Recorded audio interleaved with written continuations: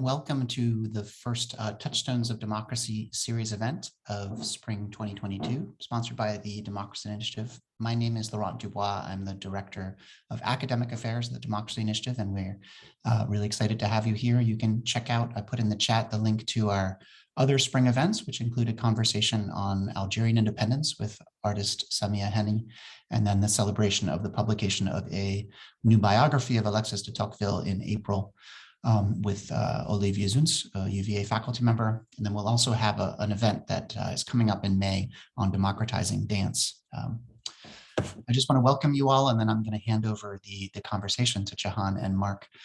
We're really delighted today to have Mark Edmondson and Jahan Ramazani in conversation, two esteemed faculty here at UVA in the English department. Mark Edmondson is a university professor and professor of English. He is the author of more than a dozen books, including a wonderful book on football and a number of other topics, but we're going to be talking today about Song of Ourselves, which is a great book that I'm really enjoying, that he's written about Walt Whitman and the fight for democracy. Jahan Ramazani, who will be his interlocutor today, is university professor and Edgar F. Shannon Professor of English at the University of Virginia. Also published many, many books, including most recently Poetry in a Global Age in 2020. He's a member of the American Academy of Arts and Sciences and received many fellowships and honors for his work. Jahan and Mark, we're so grateful to have you here today. We will be having a conversation between the two of them for about a half hour, 35 minutes, and then we'll invite you to share questions through the Q&A function of the webinar, which I'm sure you're all familiar with, and bring those into the conversation until about 1 o'clock. So thanks all, and I'm now going to ask Jahan and Mark to join us.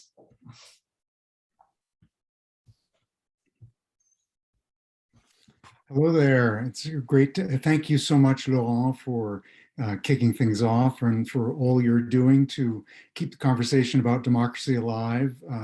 Certainly a vital topic, particularly in this moment, but for quite some time, going back at least to Whitman, as we will be hearing today. And I'm delighted to be in conversation today with my longtime colleague and friend, Mark Edmondson, who, as Laurent mentioned, is the author of this wonderful new book, Song of Ourselves, Walt Whitman and the Fight for Democracy. And as Laurent mentioned, I will be putting some questions to Mark, but you're welcome to put your own questions for Mark in the chat, and about halfway into today's event, we'll get to those questions. So first, Mark, I thought I'd just ask you to tell us how you came to write this book. Well, thanks for asking. And John, thanks so much for doing this. And Laurent and everybody associated with this project. It's just a wonderful thing, and I'm very, very grateful. And I'm sure wherever Walt is, he's grateful too. So this book started probably when I was about 19 years old, and I was taking a class in Comp Lit with a professor named David Lenson, who's just died. And I said something cutting and ignorant about Whitman in class. And at the end of class, David beckoned me over and said, you know, I think you would really like Whitman if you gave him a try. Why don't you try this Song of Myself poem?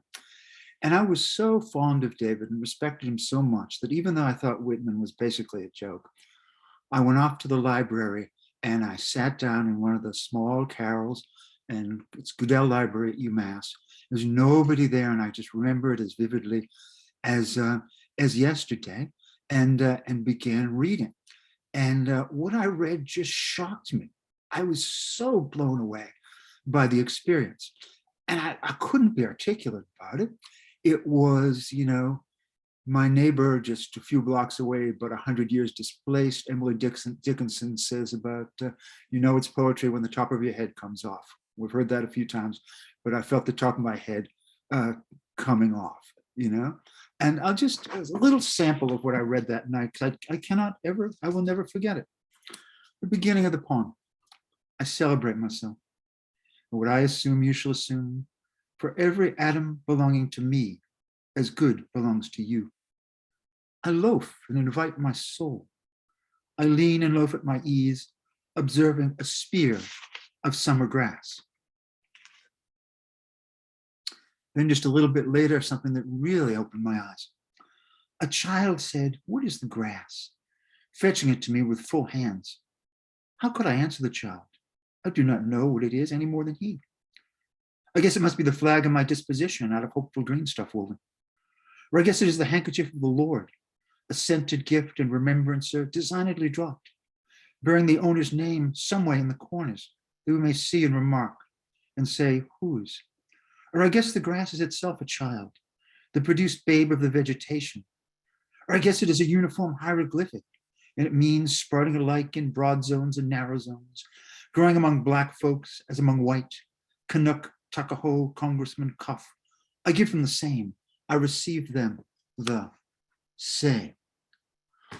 I even was exhilarated, not everybody is, by the Whitmanian catalogs, right? What is commonest and cheapest and nearest and easiest is me going in for my chances, spending for vast returns, adorning myself to bestow myself on the first that will take me, not asking the sky to come down to my goodwill, scattering it freely forever. The pure contralto sings in the organ loft. The carpenter dresses his plank. The tongue of his foreplane whistles its wild ascending lisp. The married and unmarried children ride home to their Thanksgiving dinner. The pilot seizes the kingpin. He heaves down with a strong arm. The mate stands braced in the whaleboat, lance and harpoon are ready. The duck shooter walks by, silent and cautious stretches. The deacons are ordained with crossed hands at the altar. The spinning girl retreats and advances to the hum of the big wheel. The farmer stopped by the bars of a Sunday and looks at the oat and rye. The lunatic is carried at last to the asylum, a confirmed case. He will never sleep any more as he did in the cot in his mother's bedroom. So I was exhilarated by reading this poem. I read it all the way through, and then I read it again, but I didn't finish it because they closed the library. Fortunately, they let you borrow books there, and I took it back to my dorm room, and I disappeared into it. I couldn't help it, you know? It picked me out in a certain way. In the process of getting to love this poem, I learned some things about Walt Whitman, and they're very appealing to me as a kind of a scholarship kid, a working class kid. I learned that Whitman hadn't been to Harvard or Yale or Princeton or Oxford or Cambridge or any of those august places. He'd been born poor in a large Quaker family, excuse me, and he had left school pretty young. He was an office boy, he was a printer, he was, an uneducated person, right? His family life was very challenging. He had numbers of brothers and sisters. A couple of them came out okay, pretty sane, but there was a great deal of alcohol addiction. There was a great deal of mental instability there. His father was a very, very angry and dangerous person. His mother was wonderful. Louisa Van Velser Whitman was the tent pole of that whole family. She was very strong and tough, and she wrote Walt beautiful letters long into his, well into his adult life. I also learned a little bit about the composition of Leaves of Grass. I have a secret that I'm going to tell you about this whole thing. It's a little embarrassing, so hang on. I learned a little bit about the composition of Leaves, and I learned that it had started when Walt was framing houses in 1854 in Brooklyn, 3-room houses. And he sat there with his notebook, jotting away, and he suddenly was capable of a level of writing that he had never been able to touch before. He had written some prose, he had written some poetry. It is so undistinguished, it could be the dictionary definition of undistinguished. Then something inside of him exploded. It's really difficult to tell what it was. He said at one point, I was simmering, simmering, simmering. Emerson brought me to a boil. That may be part of the story, but there had to be more. When Thoreau went to visit him, he said, I see that your work is influenced by the great Eastern sages. And Walt looked at him blankly and said, do you think so? Would you tell me who they are? Where did this come from? Where did this come from? It's very hard to say. I will say that when Walt was finished his book, printed it himself, sold it from door to door himself, reviewed it himself, reviewed it 3 times. One of the reviews began with the phrase, an American bard at last, exclamation point. And all 3 of those reviews were quite positive. He wrote a letter to Emerson, sending him the book, right? And Emerson in The Poet had talked about how he wanted a true American poetry that took in our whole landscape and all the various sorts of people that we had teeming on our shores. And but it was not the kind of poem that Emerson could write. He's a wonderful poet in his way, but far more limited, tied to European models, which we can talk about a little bit. Walt went ahead and wrote it. And when Emerson read the volume, he recognized it immediately as the kind of poem that he thought America should have and that he himself wanted to write. And rather than hiding it or becoming anxious or competitive, he wrote back to Walt a wonderful note. I greet you at the beginning of a great career. This is the finest piece of wit and wisdom that America has yet produced. I'm paraphrasing, but this is roughly it. It was kind of a miracle. And one thought, his life now, Whitman's life now, is going to be that of the American major poet. Not so, not quite. Now for that confession. The confession is this. I read Song of Myself lots of times, right, over and again. But I couldn't tell you I knew what was going on in there. I was exhilarated by it, but did I understand it? Could I pass the quiz on it? No, it was tremendously energizing, lovely, beautiful. I could understand it sporadically, but as a whole, and I do think it coheres as a whole in its own strange way, there wasn't really much that I could do with it. But I kind of guarded it as this aesthetic experience that I was keeping for myself. And I wasn't going to write about it very much. I was going to keep it at a distance. And I was just going to treasure it as something that was enjoyment, sheer enjoyment. Right? Well, that changed. And this is the next part. It becomes very quixotic, but it's the best I can do. Around the year 2015, I stopped taking democracy for granted. I stopped taking democracy for granted. I saw the kind of adulation that a fascist strongman generates being exerted by an American presidential candidate. And I thought, this whole democracy business is not nearly as stable as I had thought. The lure of the big man, the lure of the ultimate patriarch, the subject who's supposed to know, and the lure of the one thing that Whitman couldn't abide, and that's feudalism, is alive and well and sprightly in America and casting its spell on the American people. What was I to do, right? I mean, I wanted to do something, and standing outside the White House with a picket sign, probably not my game. So I thought, well, let's look into Whitman again. And let's see if there are some ideas about democracy that I can contribute by way of Whitman in my own small way, and just add a little bit to the affirmation of the democratic impulse and the anti-authoritarian impulse. Now, looking through this poem with the eye of an older scholar, I suppose, I saw that it was far from perfect, but I saw it as many other readers, and particularly artists, writers, painters, musicians have done, as a source of inspiration, a source of potential inspiration. I saw it as a way to do something that Walt had very well predicted. And I'll mention this, then I'll stop. We can talk about other things. He wanted to create what you might call a spiritual democracy. He felt that the Constitution was wonderful, the Declaration of Independence was wonderful, but that we didn't yet know what it felt like to live in an egalitarian country every day. We didn't know the pleasures of community, of commingling, of equality, of friendliness, right? And that was absolutely crucial if democracy was going to succeed. Whitman thought that there were two things that were really going to be troublesome for democracy.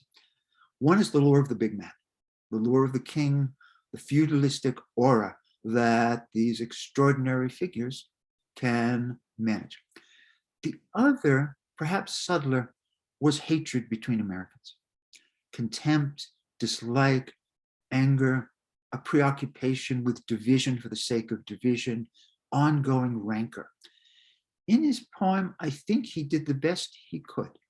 He did a marvelous job, really.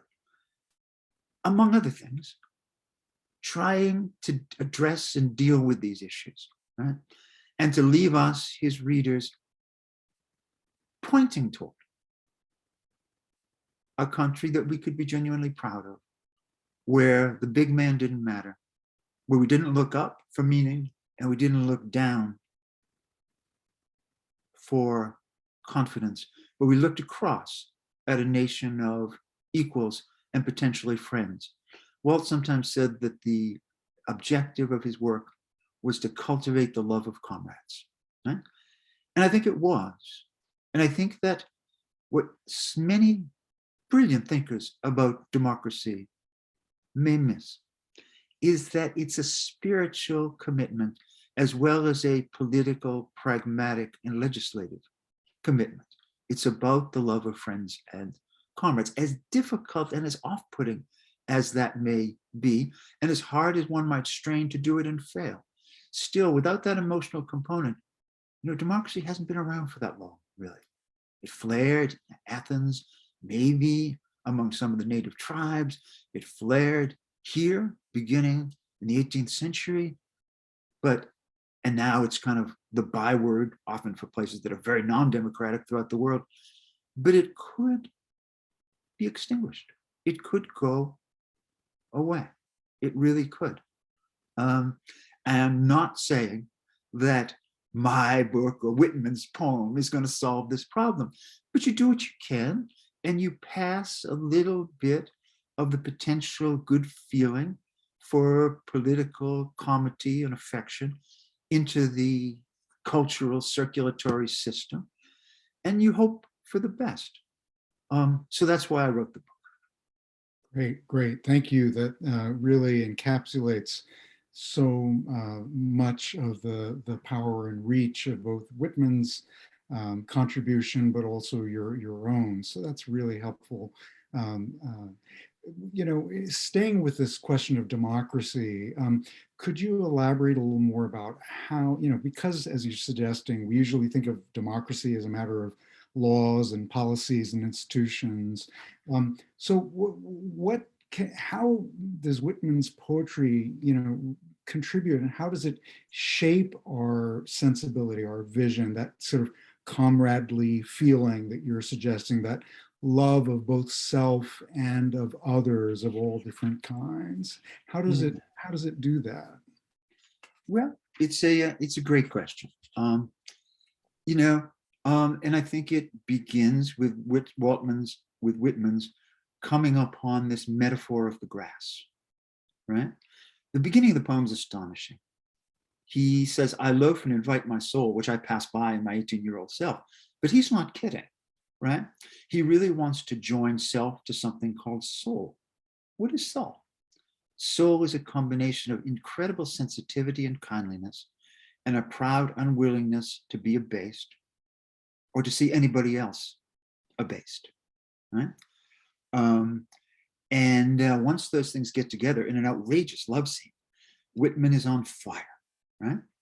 And so he comes up with this metaphor of the grass, and I'll just remind us of it.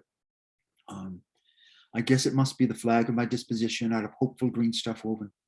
Or I guess it is the handkerchief of the Lord, a scented gift in remembrance designedly dropped, bearing the owner's name somewhere in the corners that we may see and remark and say whose. Or I guess the grass is itself a child, the produced wave of the vegetation. Or I guess it is a uniform hieroglyphic, and it means sprouting alike in broad zones and narrow zones, growing among black folks as among white. Canuck, Tuckahoe, Congressman Cuff, I give them the same. I receive them the same. One of the ways I think about this image is to ask us to imagine ourselves in a democratic community, and this is going to sound outrageous in the beginning, as a whole lot of blades of grass, singular in our own way, the way that snowflakes are singular, but much more like each other than not. We may not be much in ourselves, but we form this beautiful verdant lawn that is the democracy, right? Now, what does it mean? Whenever I bring this up to students and they immediately say, I wouldn't mind being a blade of grass. But then I say, it's got some issues here. One of them is that it steers you away from the Greco-Roman emphasis on competition, being the biggest and strongest blade of grass, or the tree that overshadows them all. And so that's an issue for them. And also it's non-transcendental. When the grass dies, it just makes way for, well, other grass. But you're not going to heaven, right? And you're not in any contact with anything larger or greater than yourself than this democracy that you're busy creating. Whitman said he wanted the American people to be the most religious people in the world, right? But he didn't mean conventional religion. He basically meant the religion of democracy, in which you believe more than anything else in the affection between you and other people, and, as I say, the love of comrades. And if you can perform that thought experiment and think of yourself as a blade of grass and see what you would lose, as well as gain by that, I think that's a step on the way. You know, there are other images here. The other thing that I think Walt suggests through imagery, through poetry, is watch out for the sun, right? Dazzling and tremendous, he says, how quick the sunrise would kill me. Now, Walt is friendly to everything in the cosmos. He doesn't like teachers and preachers all that much for reasons we can get into, but friendly with just about anything. But the fact that he turns against the sun, that strikes me as quite remarkable, right? I think the sun is his emblem for hierarchical power, for kingship, for nobility, for aristocracy. And he understands, the same way as contemporary Mark Twain understood, how very attracted we are to the sun. You know, how very much we love or can love the star, the celebrity, the leader. So what Walt wants to do is not strike the sun the way Captain Ahab does, when it insults him. What I think he more wants to do is try to turn us away from sparkling figures to look at the men and women who surround us every day and who do the work of sustaining the culture and sustaining life. He likes poor people, he likes working people. He's got plenty of time for all sorts of people. He's a little skeptical about the rich, but he includes them in there too. He tries to rescue that young woman who's watching the bathers from her confinements and away from her money and into something else. So I think that, you know, the two images that to me anchor the poem are the grass and the sun. Now, the grass translates into the catalogs, right? The great catalogs. I read a piece of one. Another way to think about imagining your way into Walt's world is to say, look, if you were to describe yourself in one sentence in the midst of one of these catalogs, would that satisfy you? Would it make you feel good? Because one of the reasons that the catalogs are there, to me, is not just to kind of defy the old catalog of ships in Homer. It's also to say, you know, you got a lot of brothers and sisters and friends out there, and you don't see them, but they're working and they're doing their thing, and you are one among them. But somebody might say, this is a story that I tell some students sometimes, I don't want to be one among them. You know, I want to be something special. Right? There's a story in Plutarch about Julius Caesar riding through a very, very muddy, mucky village in Gaul. And he's got his shiny armor on, and he's got his, you know, bodyguard with him, and everybody is glowing, and they're Romans looking down on the poor Gauls. And Caesar looks at one of his friends and he says, I would rather be the first man in this town than the second man in Rome. Right?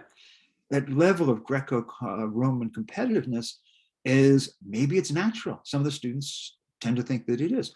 But maybe, as Walt says, it's part of a prior historical configuration defined by feudalism.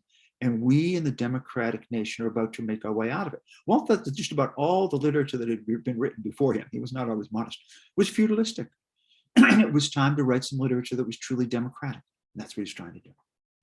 That's great. Okay, wonderful. So, you know, we've been talking about the kind of democratic reach of the poem, and but I wonder if we could just pause for a moment on the poem as poem. And you know, you've been talking about his use of the catalog, which is obviously quite remarkable and crucial to the poem. But I'm wondering, can you tell us how does Leaves of Grass help, you know, renew the forms and vocabulary and powers of poetry, but also how does it take up maybe older forms and vocabularies and poetic inheritances? And I guess what I'm thinking of here is, you know, here's this guy who's just had like 5 years of, he's gone to school for 5 years, and yet If that, yes. if Yes. that, and he does this amazing stuff with language and with rhythm and so forth.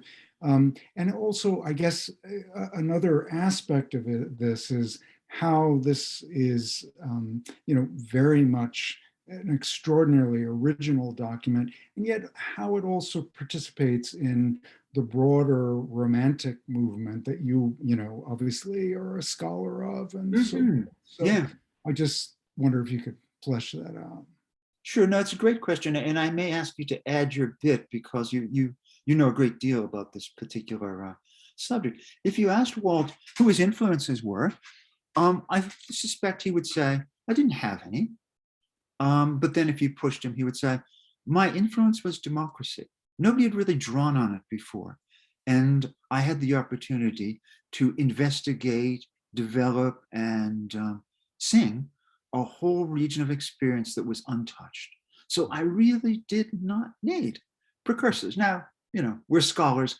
And I think, as Frost says, if you can find the antecedents, that's 2 points, 5 points, 8 points.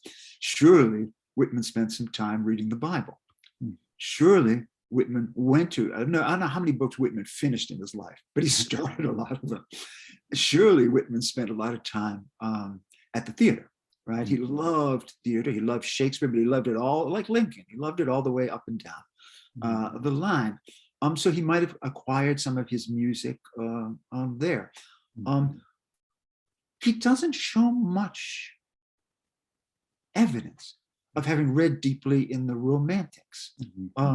He does at one point, and this shocked me about Whitman when I learned it early on. He said he did not like John Keats, not a bit. And I would think he would love Keats. Everybody loves Keats, right? He said Keats is a neoclassical poet, aristocratic, and therefore of no interest to me. He would have said the same thing about Shelley, no doubt.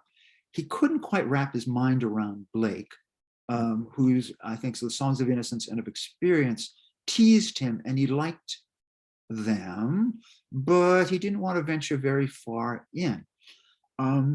Wordsworth would have been a great problem to him because of Wordsworth's utter detestation of the mass, the crowd, the city.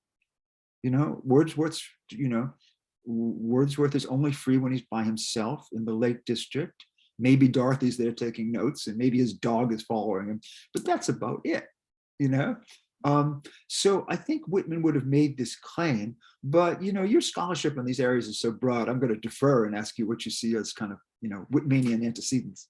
No. I mean, that's great. And I think I think you're absolutely right. There is so much self-invention and self-creation that's evidenced by this poem that's quite remarkable. At the same time, I guess,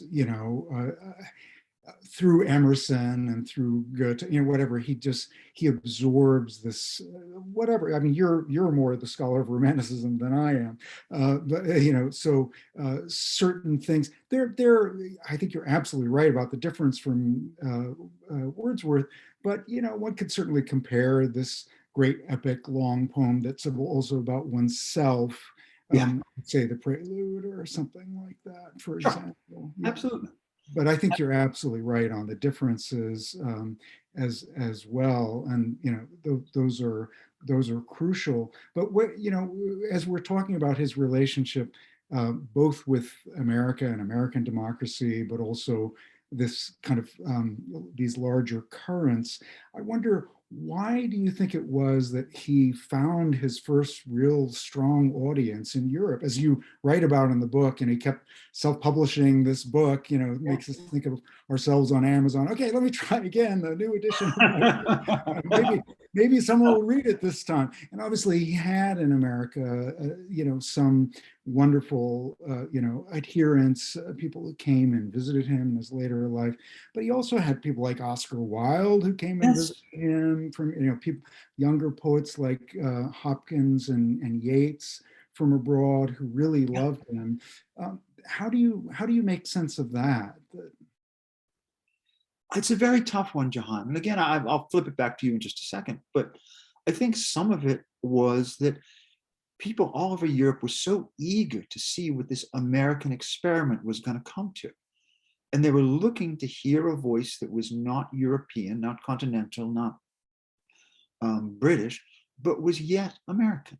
And I think many of them recognized it or began to recognize it in Whitman, and it made them very, very curious. The poem is easy of access initially, but it is quite demanding and quite difficult. And you can compound that with the fact that it's not clear to me that Whitman always knows what he's doing. Like, there's just this inspiration factor, because after this poem, there are 5 or 6 long poems, like Out of the Cradle, Endlessly Rocking, Lilacs Last in the Dooryard Bloom. They're of surpassing beauty. They're just overwhelming. And they're very melancholic, a lot of them. It's very sad. But he never reached these heights again. And the book, this beautiful Library of America volume, is full of Whitman trying to imitate Whitman.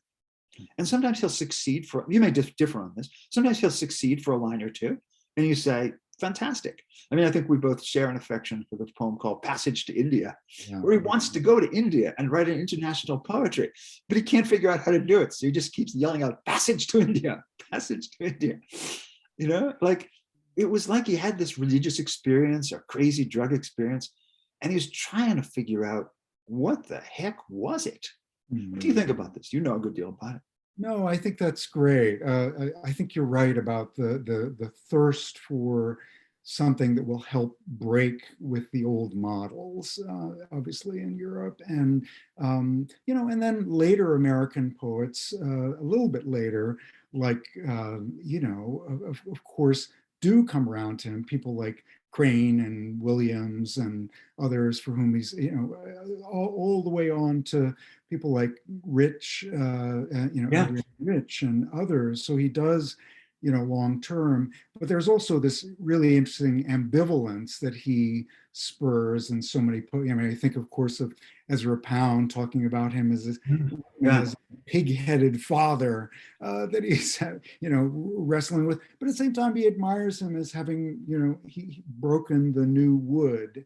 And I think that he therefore opens all kinds of new possibilities for poets as well, in all the ways that you show. I mean, and it's true of poets, and the span of poets and how different they are, what different nationalities they are, what different worlds they live in is amazing.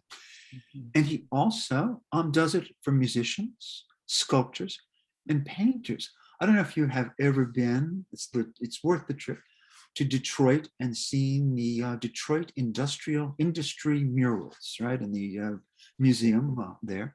And they are, they're Diego Rivera's mural, and they're overwhelming in their beauty and profundity, and in their celebration of working people and working class life, right? And I'll just read a little note from Rivera, which I think is quite remarkable for a painter describing a poet. I don't always love Rivera. He was a Stalinist, right? He was hardcore in certain ways. Here it is. The workers I had seen in Europe were brothers of the poor, from whom sprang everything I ever loved. Deep inside me, I had discovered an enormous artistic reservoir. It was of the kind that enabled the American genius, Walt Whitman, to create, on a grander scale than anyone had before, the poetry of the common people, working, suffering, fighting, seeking joy, living, and dying. And as soon as I walked into that room, I saw, oh, this is like Whitman in visual terms. It's just magnificent. I mean, the Sistine Chapel probably exceeds it in grandeur, but in terms of spirit, it's beautiful. Yeah. And, that reminds me also of just of the reach of his poetry, not only in Europe and America, but as you say, around the world. I mean, certainly for Latin American poets, someone like Pablo Neruda, among others. He's just this vital force in a way, almost a kind of geological force somehow. Yes. Well, Mark, I want to get to the audience's questions, but I want to ask you one other question myself, because you talk a lot at the latter part of the book about Whitman's visiting of and caring for the sick and wounded and dying soldiers, both Union and Confederate, in the Yeah. hospitals during the war. And I wonder if you could just say a little bit about what this tells us about how Whitman puts his own democratic vision into practice. Yeah, it's quite an amazing thing. It really is. During the Civil War, Whitman was a strong proponent of Union victory. He hated the rebellion and he wanted the Union to win. His brother George was wounded, and Walt traveled to the front to see George and see if he was okay. And when he got there, he saw the amazing American nurse, Clara Barton, doing her work, and he was very moved, very impressed. He knew he could never do that. But he began helping out in the hospital, and hospitals then were just unbelievably distressing. The first sight he saw outside the hospital was a large, and I mean large, pile of arms and legs, because you're amputated almost inevitably. The bullets there blew up inside people's bodies and made their limbs useless. Walt began then to become a hospital visitor. He went to Washington, D.C. He worked as a clerk until noon, or until he felt like it. And then he went to the hospital tents. And he spoke there, visited there with the men. He talked to them about their families and their homes. Some of them were illiterate, so he wrote letters for them. Some of them had lost the use of their arms and they could not write. And so he wrote for them. He bought them little gifts, gave them a little bit of money, gave them apples, tobacco, candy. One of the best days of his life was when he showed up in one of the wards with 2 5-gallon vats of ice cream, one on each arm, to give them to soldiers from the Midwest who had never seen ice cream before in their lives. It was a very difficult place to be. The soldiers died constantly. These young men that he knew and loved and talked with would, die on him. But often he was the one sitting there with them, talking to them about the future and letting them talk about their next life and their hopes of heaven or whatever they hoped for. Nobody would have been there, right? And he did this every day for 2 years, and it broke his health eventually. He had, as was said, buffalo strength. But in those 2 years of amazing service in the hospital, that buffalo strength finally broke down. One of the things that Whitman asks himself at the end of Song of Myself is, who am I? Am I an authority in my own right? Am I a great figure? Well, I think he proved his citizenship and his commitment to egalitarianism by showing up in the hospitals and doing the work of an astonishingly compassionate and charitable individual. We've had a lot of Nobel Prize winners and they're quite wonderful. But I don't know that anybody has ever, with Whitman's amazing achievement, ever done anything comparable. You could walk into one of those tents, pestilential as they were, and there would be one of the greatest poets, perhaps the greatest poet that America has ever produced, playing 20 questions with a group of soldiers, because that was one of his favorite games, and they all liked it and knew how to play. It's almost too astonishing. He kind of proved that he was the sort of person, give or take, he had his drawbacks. He kind of proved that he was one of the people that he hoped would come into being. Friendly and open, not terribly competitive, decent, humorous, modest, a little bit shy, and very open. I guess I've said that twice, but it's an amazing quality. Love it. It's very moving episode, obviously, of his life, and I think you tell it so well in the book. Thank you. Yeah. His letters to his mother are just amazing. He will not turn away from anything. He will not turn away from anything. Amputations. Every soldier in the hospital had diarrhea. And diarrhea is a wasting disease and humiliating. So many of them had cholera. They knew nothing about germs. And they would just waste away before his eyes. And he would sit with them and sing them songs and pet them and ask about their families. And generally he was a friend, It's amazing. I mean, one of the things that's so amazing about Whitman is that kind of equanimity, that ability to, stare into the face of death and dying and sickness and accept it, just as he does at the same time, worship the body and the Yeah, senses and the erotic urges. And it's all just part of the seamless fabric of yeah, existence that he wants to encompass. And, I agree. And I don't know how far to bring biographical stuff, hmm, but, you know, he said this is what one should be, try to be like. And then he was give or take like that. hmm, He sort of brought it off. hmm, And there's all that stuff in there about looking in the poem, as you're pointing out, about looking death in the face and about our mortality and how we never really die. And you think, well, that's just a poet gassing on, hmm, you know?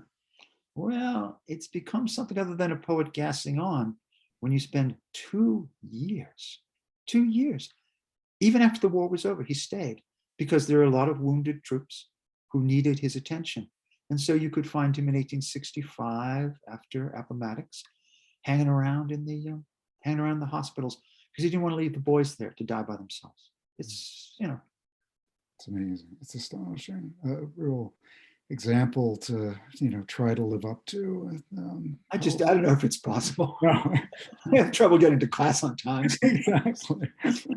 Anyway, so there are a number of questions have come in, and I'll do my best to kind of give you the gist of them. The first one among them is from our friend and colleague, Allison Booth, who says this is all very interesting. She notes the phrase "all flesh is grass" from the Hebrew Bible, from Isaiah chapter 40. And she says, she knows that. Is Whitman's democracy more than metaphorically ecological, she asks. Uh-huh. Well, part of Whitman's faith, I guess, it's a wonderful question. Thanks, Allison. I'm glad you're here. Is that our bodies will return to the soil and we will become grass, but also that our contributions to the democracy will, as it were, die when we die, be composted and be part of a contribution to the happiness of people in the future. This is what Whitman is interested in, is happiness. Happiness is hard to acquire. And as the golden years come on, I dare say it becomes a little bit more challenging.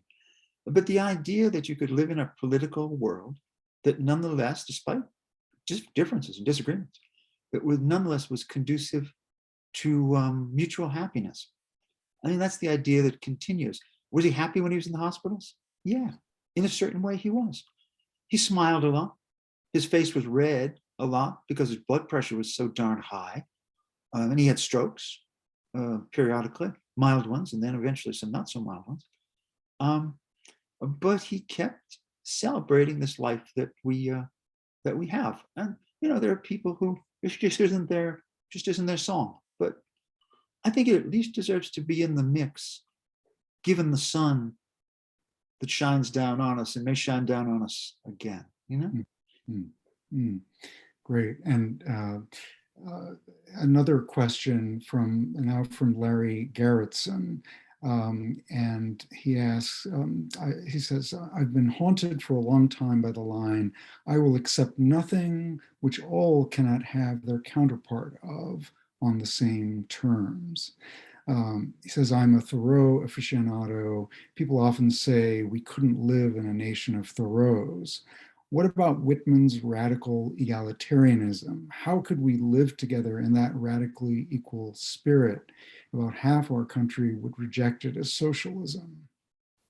It's a very tough question, and Whitman would probably answer it. It's a great question. In very direct and what some would consider sentimental ways. You started with friendliness, openness, tolerance, a good sense of humor, and also an awareness, which we've forgotten, that this thing we're doing, this democracy thing, is a really big deal. Mm. And if it fails here, the chances of its dying out in the world, and it's badly compromised here now, I wouldn't disagree. If it fails here, the chances of it dying out and not appearing for another 2,500 years, if there's an earth for it to appear upon, quite real. Yeah, very sobering. So this is from Nan Ottenricher. Which forms of writing, media, communicating would Whitman use today? Would I get a tweet from him? Well, there's a part of Walt that was an old New York huckster, right? When he got that letter from Emerson, he loved it, he saved it, he reflected on it.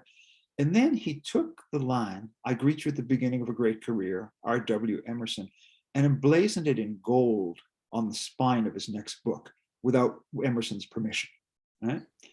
Whitman loved having his picture taken. I mean, anybody could envision Whitman pretty immediately, right? And he adored publicity, always ready to talk.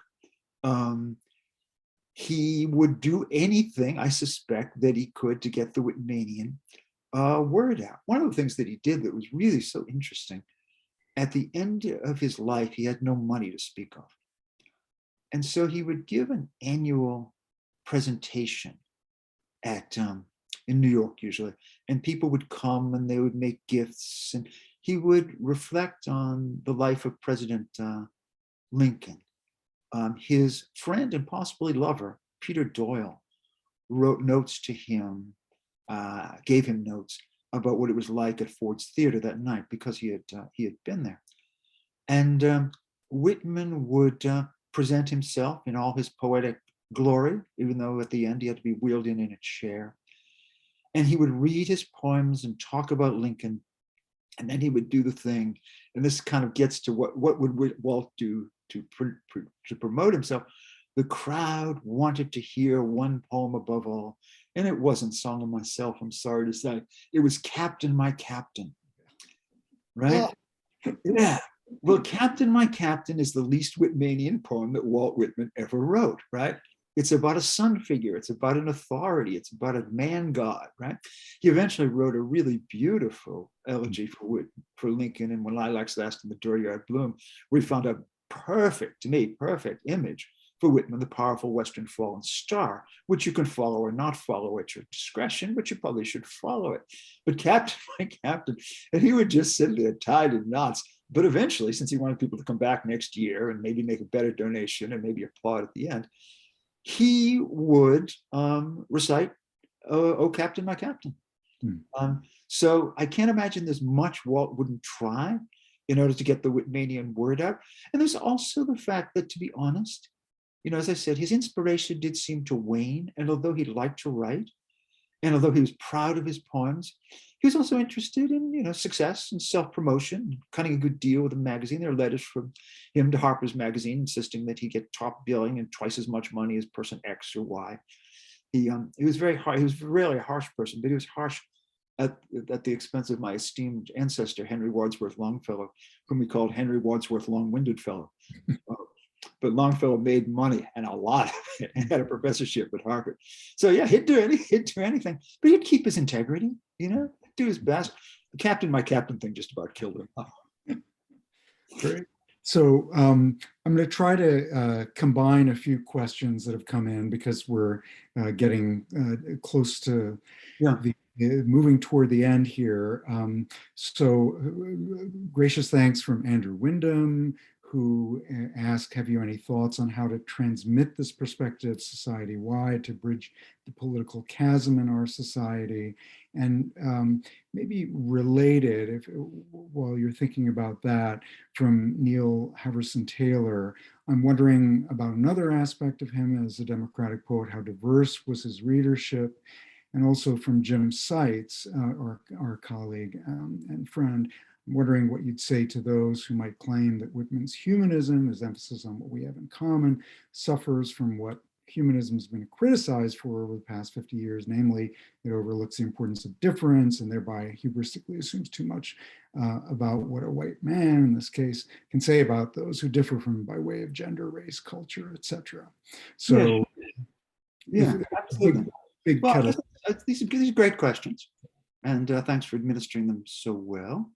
And thanks to all three of you for coming and brooding on this particular subject along with me.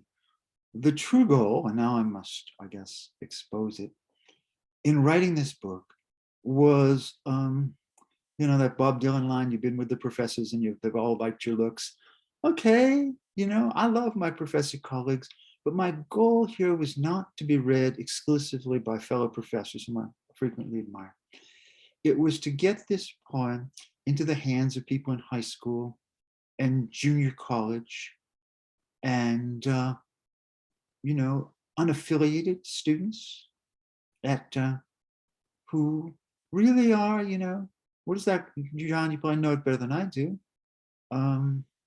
That great William Carlos Williams line about it's hard to get at the meaning of poems, but men and women die in despair every day for lack of what is found there. So that's really my goal, is to get this poem distributed. And there are places where my commentary, looking back, I even want to argue with it in certain ways. Oh, well, did I overplay this? Did I underplay that? Did I miss this thing? Did I miss that thing? But I would like it to be completed by others, by interpreters who say, this Edmondson gets us started, but we got to develop this sort of thing. If anything, I think succeeded in fitting it into our current cultural context. Every friend who reads it says, hey, Mark, enjoyed your book about Walt Whitman and Donald Trump. I say, what? Trump? No. It ain't me. So that's the idea, is to get as broad a readership for Walt as I can.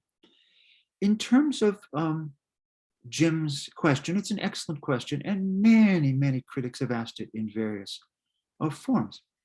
How far did Whitman really go in respecting the diversity of America in 1855, or in being applicable to the diversity of America in 2022? That's when it is, right?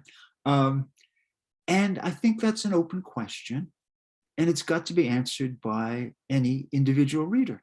And the best that I can say to some of you who are skeptical about this is, darn it, he really tried. He really tried.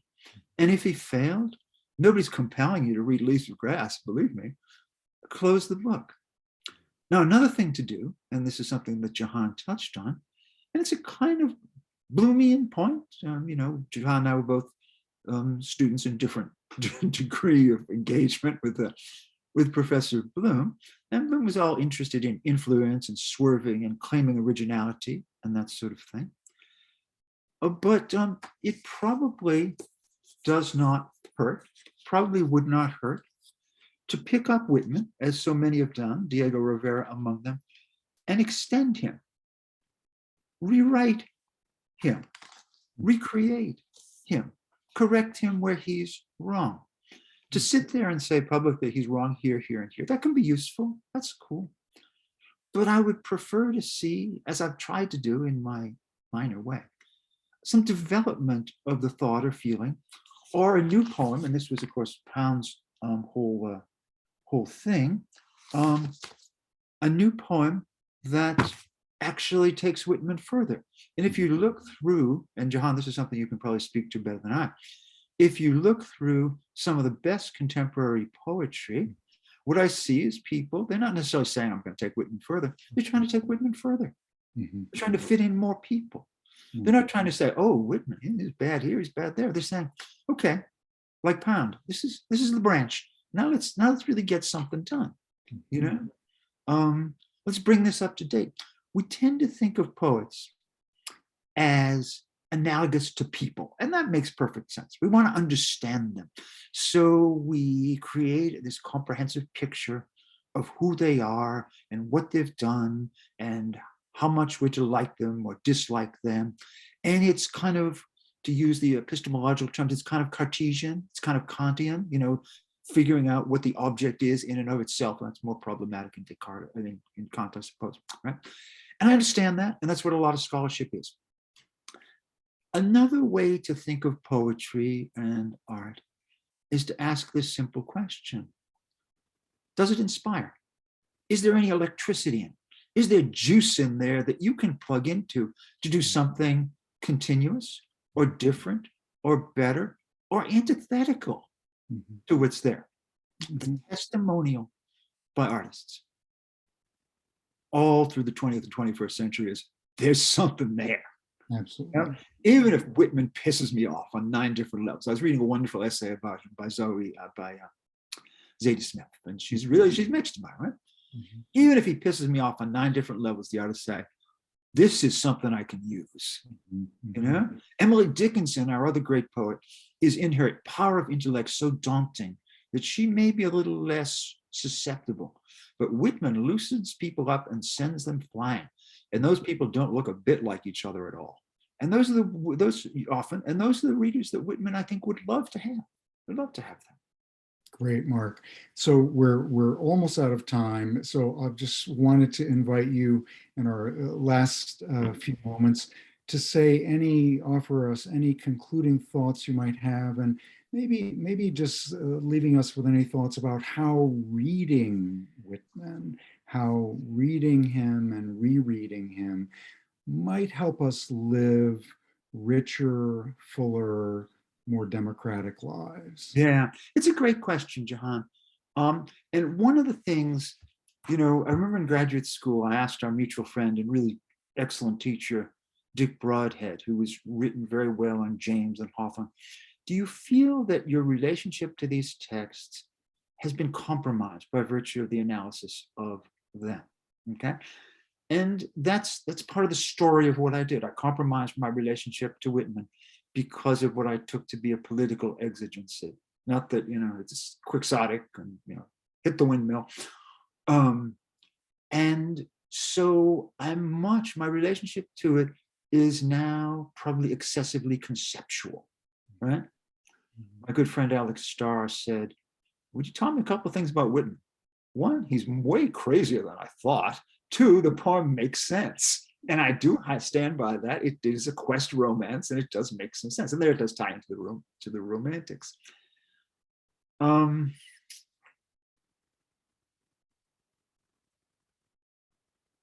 But I guess what I ultimately want from this whole process is for Whitman just to get one more reader. Because when people read and love Whitman, they don't just sit there with him. They usually do something, right? And one of the things they do that goes beyond my excessively cerebral commitment to Whitman is they see that he is maybe the greatest poet of enjoyment that there is. He reminds you of how lucky you are to be alive. He reminds you of how lucky you are to be able to see the sun and walk down the road and say hello to friends. He reminds you to be grateful for what is given to us by, he doesn't know. He believes in God. He doesn't fetishize God in any way. And that sense of gratitude and that sense of joy, simply in being alive, which he did maintain in his own life, even after he was very sick, sometimes rather angry. But he overcame his anger, and he lived his own life as best he could as a poet of joy and affirmation. As you said, Jahan, he is a great singer of the body and a great poet of the soul. And so there, I think, is the place where, if my book fails in any particular way, I'm on a different errand. But I'd like people to return to the joy of this poem. Wonderful. Yeah, it's just a constant hymn to life and experience in a way, and that's so valuable. Beautiful, beautiful, Mark. Very eloquent. Thank you so much for your time and your wonderful generosity with your own reading and experience of the poem and your responses to the questions. And thanks to our audience for coming today. Yes. Yeah, thanks to the audience so much. I want you to go home and maybe read a little Whitman, I hope. Reread, or start reading. And Jahan, you were really so generous to do this. I know you have a tremendous amount on your plate. You have a lot of responsibilities out there, and you took time out for me and for Whitman, and I am eternally grateful to you for it. My pleasure, absolutely.